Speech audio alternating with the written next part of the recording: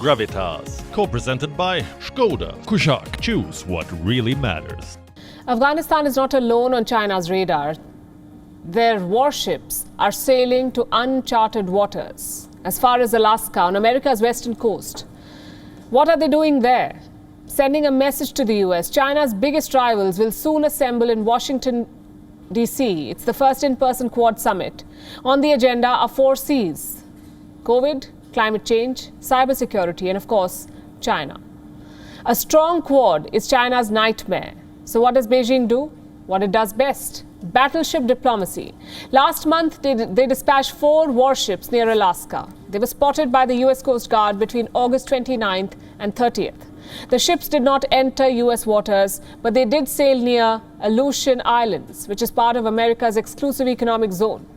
Now, one of the ships deployed was a Type 055, which is China's most advanced warship. It is 180 meters long. It weighs 13,000 tons, and can engage multiple targets in the air. Now, you don't take this ship on routine patrols. This was clearly about sending a message. Did the US get that message? Well, here's what the Pentagon says. All interactions between the Coast Guard and PLA Navy were in accordance with international laws and norms. At no point did the PLA Navy task force enter US territorial waters. Business as usual. That's what the Pentagon says. But Chinese state media has a different take. Global Times, for one, is calling it a tit for tat. US vessels sail near the South China Sea, so Chinese vessels are now sailing near American waters. Let me read what their so-called military expert wrote. This is what he said. The US might feel a little uncomfortable to see Chinese warships on its doorsteps. This is a countermeasure and a signal against the US actions of hegemony. Just one problem. America is not raising hell. If Washington is indeed rattled, they're doing a very good job of hiding it. And rightly so. The PLA Navy is a regional bully. They act tough in the South China Sea, but their far sea capabilities are still suspect.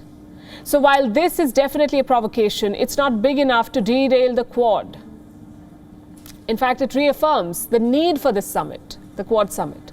China's ambitions won't end with the South China Sea.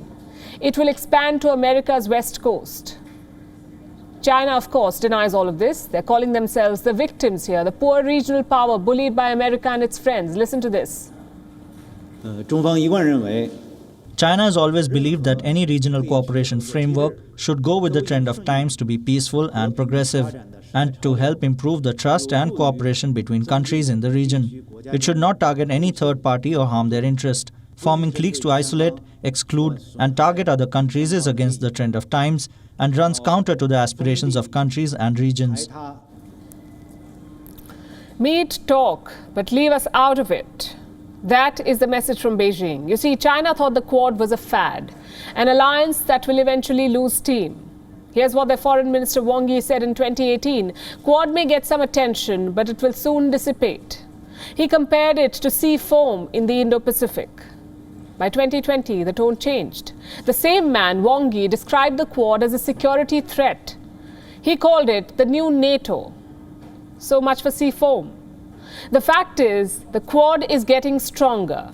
Like all alliances, it faces challenges, it has faced setbacks. But there is agreement on one key principle, and that is a free and open Indo-Pacific. This vision puts the Quad directly in conflict with China, whether Beijing likes it or not. Their first big test could be Taiwan.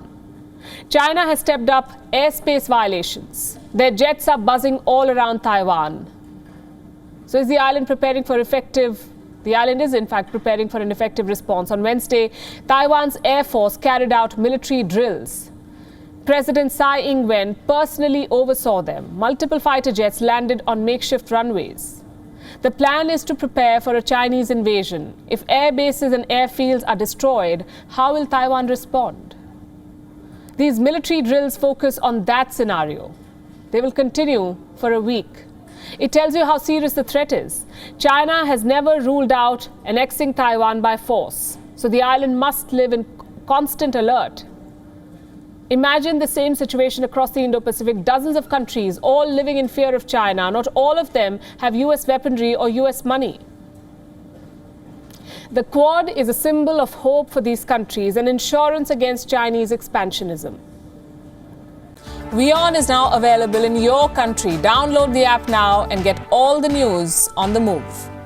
Gravitas, co-presented by Skoda. Kushaq, choose what really matters.